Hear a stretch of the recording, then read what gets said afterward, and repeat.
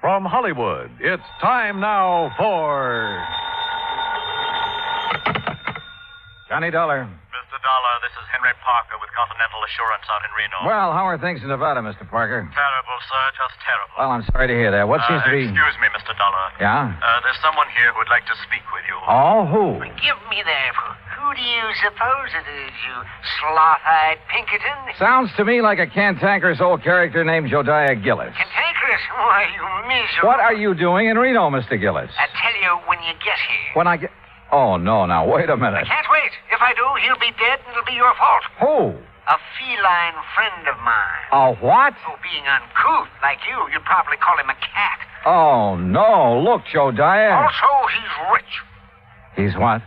Rich, yes, sir. Last week he inherited $60,000. This week somebody's making sure he won't live long enough to spend it.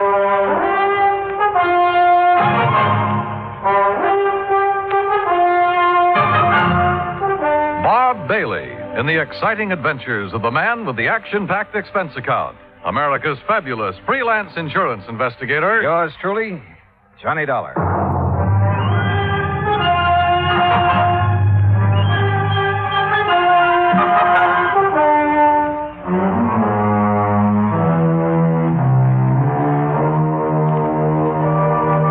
Expense account submitted by Special Investigator Johnny Dollar to the Continental Assurance Company, Reno, Nevada.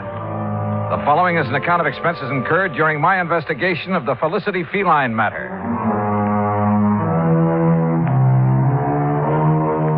Expense account item 1, $164 air transportation, Hartford to Reno. En route, I wondered again what Jodiah Gillis was doing in Nevada.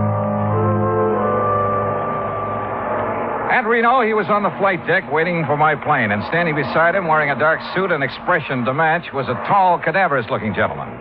As I started down the ramp, Jodiah began calling me. Yes, there he is. Dollar, yoo-hoo. Hey, Johnny. Oh, hi. Afternoon, Jodiah. Well, you are a sight for sore eyes, boy. Yes, indeed, you are. Johnny, this is my friend and business associate, Henry Parker. Mr. Parker? Oh, I'm certainly glad you've arrived, sir. That's so? Yes, yes. Mr. Gillis has been quite concerned over Felicity. The Felicity? The feline. What do you think you came out here for? Your help? Well, no. Yeah, then give Parker your checks. My checks. So what's the matter with you? The altitude affect your mind? Hand over your claim check so Parker can fetch your luggage. Sure. Here. Yeah. Go on, Parker. Go on. We haven't got all day. Whatever you say, Mr. Gillis. Yeah. We'll be in the waiting room. You hurry up. Yes, sir. Now, come on, Dollar. Come on. Jodiah, before I left Hartford, I tried to check up on this Continental Assurance Company. Nobody ever heard of it. A lot of things those white-bellied clerks in Hartford haven't heard of. But the fact is, Continental ain't exactly worldwide. Oh? In here. No, sir. It ain't nationwide either. Well, just how wide is it? Well, you know how far it is from Winnemucca to Black Butte? No. Good. It's just about that wide. Oh. And Parker is one of their agents, huh? Agents? Parker is the president of the Continental. The president? But you just... I mean... Well, you look peaked, boy. You better sit down. Phew. Jodiah, I shouldn't let the man that's paying my salary run after my bag. Pish-tash. Here. Take a look at this. It's my new business card. Yeah, go on, read it. Jodiah Gillis, chairman of the board, Continental. What? Yes, sir. But Floyd's of England has always carried your policy. Carried, yes, past tense. I don't take guff from anybody, especially a ninny of an insurance agent telling me what I can insure and what I can't. You had a fight with him? Yep. My cousin Rachel, she's a sweet girl. She lives in the Belgian Congo. She sent me an African anteater. Now, all I wanted Floyd's to do was insure it for $15,000. And of course they wouldn't. Nope. So you canceled all your policies and bought the controlling interest in Continental. Same as anybody else would have done. Oh, sure. And naturally, you insured this anteater. Yeah, Archie. That was his name. Was his name. What happened to him? Well, it was a terrible thing, Johnny. Oh, it was just poor old Archie. He overindulged. He did what? Yeah, he overindulged. He found a house full of termites. Oh. Yes, finally died. Acute indigestion. Too bad. But of course, Continental Assurance paid off. And of course they paid off, and with a smile. Same as they paid off the $60,000 to my feline friend, Felicity. What 60,000 to Felicity? What do you think? The 60,000 Felicity inherited from Mrs. Hammermeyer. And who is Mrs. Was. All right, was Mrs. A Hammelmeyer. client of Henry Parker's. Had a life policy for 60,000. Felicity was the beneficiary. But didn't she have any children or relatives? She had one brother, a nephew, and a niece. Oh, of course, not counting Mrs. Hawkins, who was Mrs. Hammermeyer's best friend. You see, the two ladies lived together 15 years. Right now, Mrs. Hawkins has been appointed trustee to administer the 60 grand as Felicity needs. Oh, I see. Yes, you'll meet her as soon as we get settled.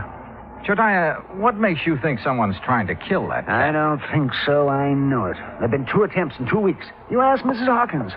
She'll tell you. Mr. Gillis. Mr. Dollar. Yeah, it's about time, Parker. Well, come on, Johnny, come on. We'll take you down to the Mapes. The Mapes? The Mapes Hotel. I'm staying there. And if it's good enough for me, it's good enough for you. The Mapes Hotel stands high above Virginia Street overlooking the Truckee River. After Gillis checked me in and introduced me to the owner, Mr. Charles Mapes, I unpacked, then went with Jediah out to the old Hammelmeyer place where Felicity the cat, Mrs. Hawkins, and the relatives still lived. We rang the old-fashioned doorbell and waited. In a moment, the door was opened by a pasty-faced man of about 28. Yeah? Oh, Mr. Gillis. Yes, afternoon, Oscar. Mrs. Hawkins in? Ain't she always? Who's he? He's a friend of mine who's also an insurance investigator. An insurance? Name's Johnny Dollar. Johnny, this is Oscar Emmett, the late Mrs. Hammermeyer's nephew. Hiya. I suppose you're here about that lousy cat. That's right. Well, come on in. I'll tell the old lady you're here. You know where the living room's at, don't you, Mr. Oh, indeed I do. Oh, friendly sort of character. Oscar's like the rest of the Emmets. They just can't stand seeing Felicity eat steak when they got to have tuna casserole. In here, Dollar. All right. Well, what kind of work does he do? Work? Oh, Oscar, none of the Emmets work. No, sir. Not even Mrs. Hammelmeyer's brother? Emmett spends all his time in the gambling halls. You know, gambling's legal here. He a professional? Oh, no. He's got a slot machine route. He goes around poking his finger in the payoff trays, picking up the nickels and dimes that people overlook. I see. Yeah, let's sit down here. Let's sit down. What the... Oh, Felicity! That cat has claws. Oh, you stepped on his tail, you stupid... Tell him you're sorry, Dollar. Well, I didn't know he was there. Sorry, Felicity. Oh, the bad man didn't see you. What's going on? Felicity, you get right down off that table. You hear me. Oh, you... Mr. Gillis, would you use your influence, please? Well, I'll certainly try, Mrs. Hawkins. Felicity. Come on now, honey. That's a good kitty. There. Now. I just put out a nice dish of scallops for him. Oh, you hear that, Felicity? Scallops. Oh, yum. Sure. So you run along now. Bye-bye. Oh, I do declare I've never seen a man who has such a way with animals. Well, And that goes for lonely widows, too, Mr. Gillis. Oh, now, Leona, stop. Jediah. Oh, yeah. Mrs. Hawkins. Leona is just fine. Yeah, well, this is the young fellow I was telling you about, Johnny Dollar. Oh, well, this is indeed a pleasure, Mr. Dollar. Jediah told me so much about you. Oh, is that so? You're much more handsome than I imagined, Mr. Dollar. Yeah, now, good gravy, Leona. Now, you just tell him what's been going on around here. You mean about Felicity? Yeah, that's what I mean. Well, somebody's after him. Trying to kill him. Tell me, has an actual attempt been made on his life? Wednesday night a week ago. I let him out just before I went to bed, like always. Uh-huh. He'd been out about an hour when it started to pour. And knowing Felicity hates to get wet, I opened the front door to call him. Well, just as he was crossing the street, I heard this big car start up, and it zoomed straight for Felicity. Whoever was driving it almost turned over, trying to hit him. You didn't get a good look at the driver, huh? I didn't get any kind of a look. It was too dark. What about the car? What make was it? If I knew that, I'd have already told you that. I haven't any secrets from him.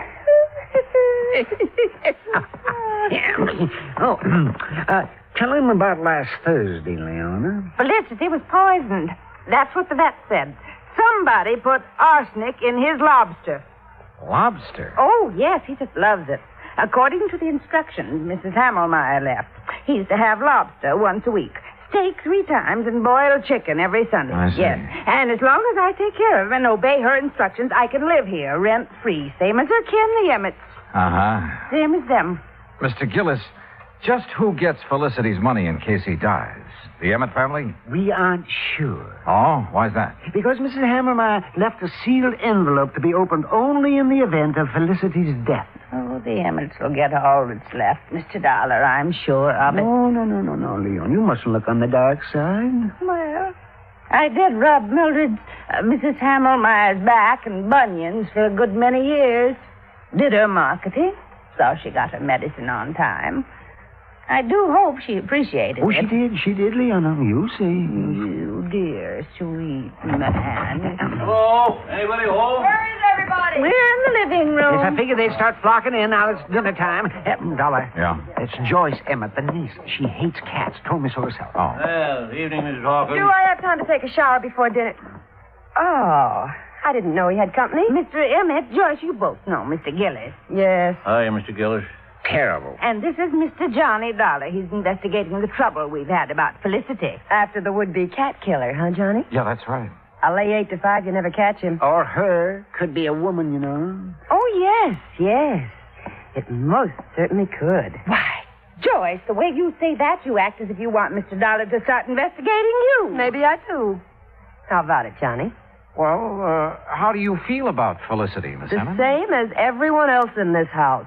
Aunt Mildred had no business leaving all her money to that creeping night crawler. Joyce. Well, he is. Mr. Dollar, just what interest do you have in Felicity? He isn't insured. Mr. Gillis sent for me, Mr. Emmett. He did? Yes, I did. Continental has a moral responsibility to see that the funds handed over to widows, children, and dumb animals are protected from swindlers, connivers, and blackguards, of which I'm sure this house has many. Why, you pompous, wrinkled old Romeo. Joyce, please, if you can't hold your tongue, leave the room. Well, what I said is the truth. Man his age getting romantic. You wait, girl. 30 years from now, you'll be mighty glad men my age can get romantic. Oh, that's telling it. Mr. Emmett. Mr. Emmett, do you share your daughter's opinion of Felicity? Why, of course I do. I'm a dog man. Besides, I can't see why she left all that money to the critter. Mrs. Hawkins has figured up what it costs to keep him like a king every week. Yes, $23. Maybe a trifle more by the time I get him out of the pretty kitty. The pretty kitty? Well, it's a beauty parlor for cats. Felicity has a standing appointment there every Friday at 1. Oh, no. $23 a week. You know how many weeks it'll take him to spend that $60,000, not counting the interest that'll add up while he's doing it? No, not exactly. No, I know. 2,600 weeks. 50 years. And believe me, the odds in any cat living to be 50 years old, well. I'll lay you 10 to 1 he doesn't live another 6 months. Joyce. Oh, speak of the devil. Well, hello there, Felicity. Oh, did you know we were talking about you? Did you finish up all your dinner, Felicity? He sometimes doesn't eat all his scallops. Last week I gave them to Oscar. Oh, it's disgusting. Well, look at him. He thinks he owns us. What do you mean, thinks? A few minutes later, Jodiah drove me back to the Mapes. Whether it was the Emmets or Mrs. Hawkins who wanted Felicity out of the way, I didn't know. But I did know we should get him out of that house as soon as possible. I changed my clothes, met Jodiah and his friend Charlie Mapes in the Skyroom for dinner, did a bit of gambling, then went to bed. Must have been about 3:30 when the phone rang. Hello. Oh, Mr. Dollar, please answer me. Who is it? Mrs. Hawkins, I tried to get Mr. Gillis, but he left word he wasn't to be disturbed. Oh, well, what is it, Mrs. Hawkins? What's wrong? Oh, it's terrible. Oh, it's just terrible. What is it? What's happened? Felicity, he... Felicity, what? I let him out about 10, but he's disappeared. Mr. Dollar, I know he's been killed.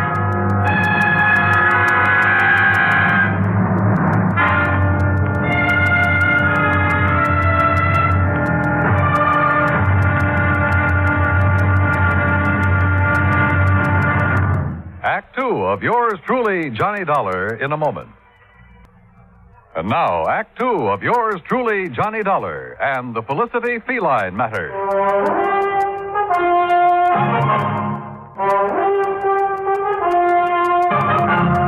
A few minutes later, Jediah Gillis and I were at the old Hammelmeyer home. Joyce and her father, along with Mrs. Hawkins, were waiting for us. Oscar Emmett was nowhere to be found. He's the one, Johnny. Yes, sir, that shifty critter, that Oscar. He stole Felicity and is going to do him in. Ah, that poor Felicity. Oh, for heaven's sake, Mr. Gillis, pull yourself together. Oscar could be downtown having a run of luck, Mr. Dollar. Well, if he's gambling this time of night, he shouldn't be too hard to find. Mrs. Hawkins. Yes. When did you first realize Felicity was missing? Why, about an hour ago, I guess it was. I woke up and remembered he was still outside, so I came down and called him. Yeah? Always before, ever since he was a little kitten, he's come back home for me. But tonight, well, he's just nowhere to be found. What time did you let him out? About 10:30, same time as I always do.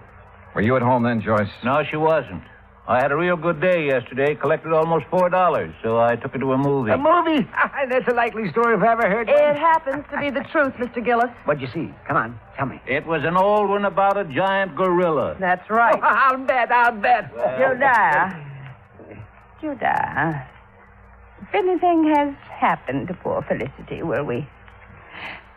Well, how much time will we be given before we have to move out of this house? Well, that's up to the court, but I'd say a couple of weeks. That's all? Oh, my. Well, it's all they deserve. My. All except you, my dear. Well, Johnny, you've been unusually quiet. What do you think? I think we'll take in the late spots, Jediah. See how our luck's running.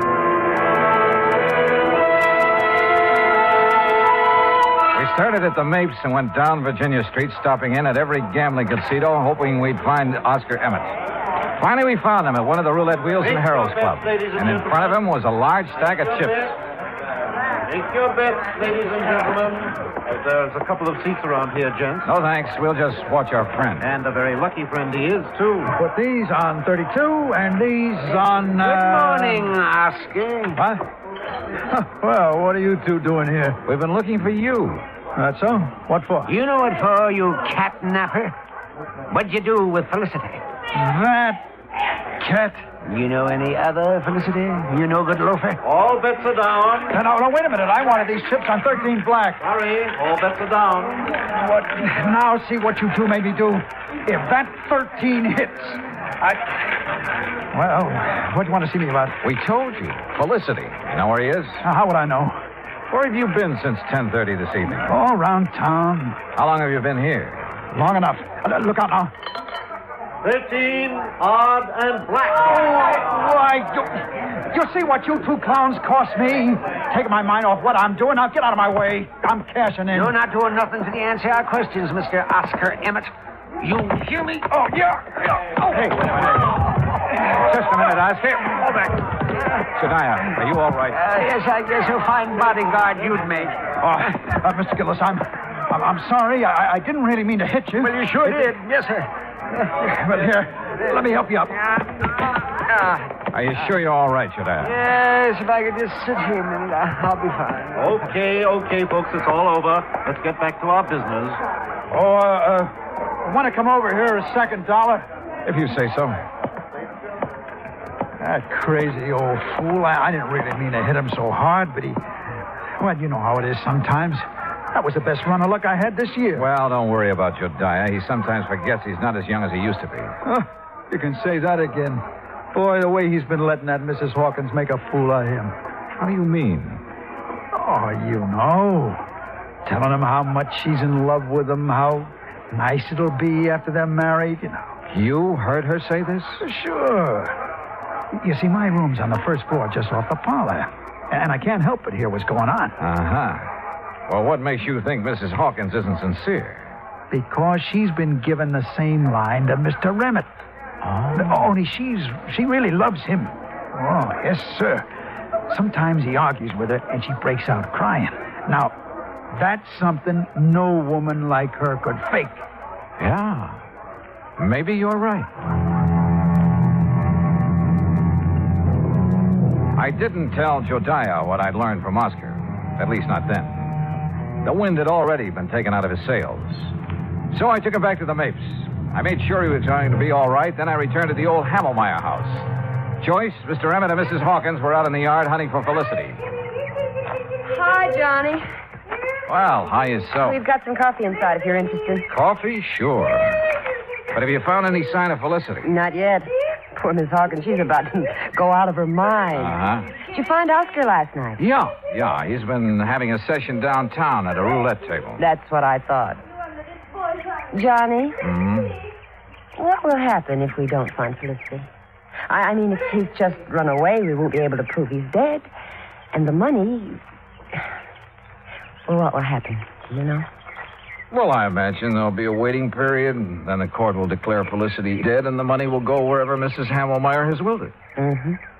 Oh, I sure wish I knew what's in the envelope Mr. Gillis has locked in his office. Mrs. Hawkins! Joyce! Mr. Dollar! What is it, Dad? In here, quick! Johnny, he's found something in the garage. Come on. The garage was about 25 yards from where we'd been standing. We made it nothing flat. Inside, toward the bag and on the ground, was a small hatchet.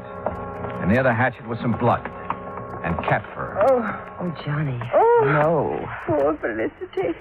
Oh, the poor thing. Well, it looks like he met his end here, and then whoever did it carted him away, Dollar? Looks that way. Johnny, take me out of here. Yeah, sure, Joyce. My goodness, so ashamed. And you know I hated that cat. I really wanted him dead, but not like this. Oh, hey, come on now. I know it's silly of me, isn't it? No, I don't think it is. Oh, Mr. Dollar, Yes, ma'am. will you be kind enough to notify Mr. Gillis? I'm afraid I just couldn't speak about it over the telephone. Of course. I'll be glad to. I drove Jediah's car back to the hotel. I made sure he was feeling better, then told him what we'd found in the garage. Naturally, he wanted to call out the police reserves, but I managed to talk him out of it. At 10 o'clock, I made some telephone calls to the local banks. When I got the information I'd been after, Jediah and I again drove out to the Hamelmeyer house.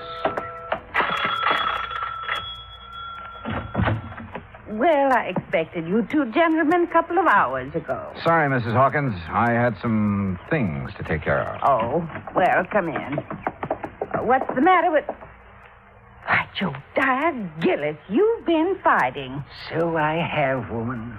So I have. Street brawling, and at your age. Seems like I've been doing a lot of crazy fool things at my age. Now, just what do you mean by that? You know very well what. Pulling the wool over my eyes. Let me think that I'd found a true sweetheart at last. Oh, you miserable Jezebel.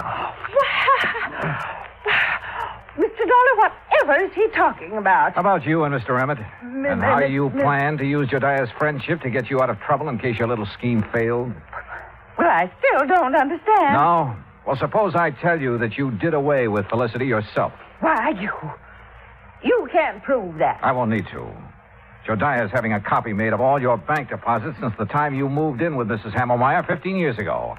And started taking care of her by paying her bills, ordering her food and medicine, and pocketing a good share of the money for yourself. Well, why shouldn't I have? She didn't give me 1 cent of salary. Oh, I know.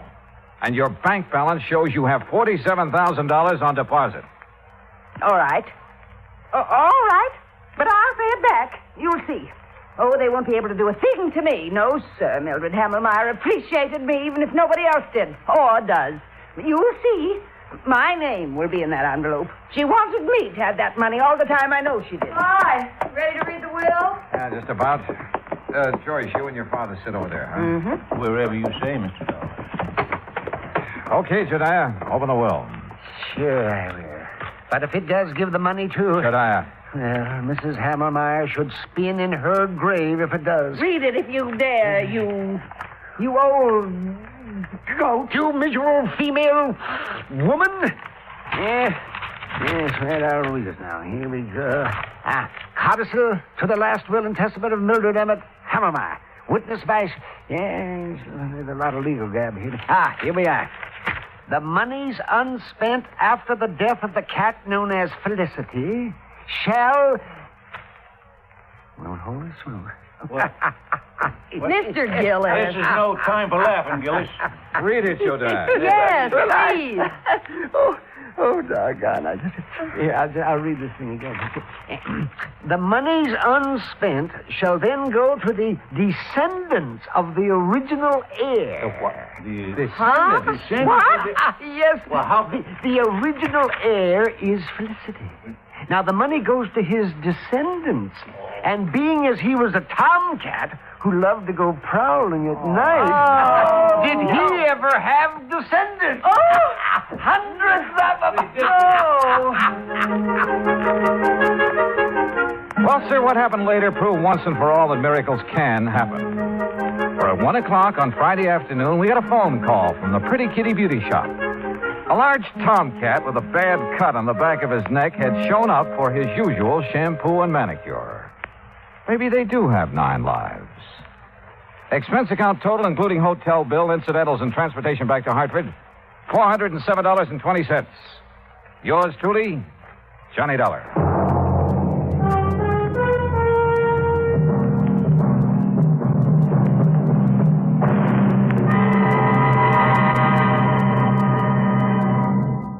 Now, here's our star to tell you about next week's story. Next week, an actor who talked nothing but Shakespeare and who talked himself into his grave.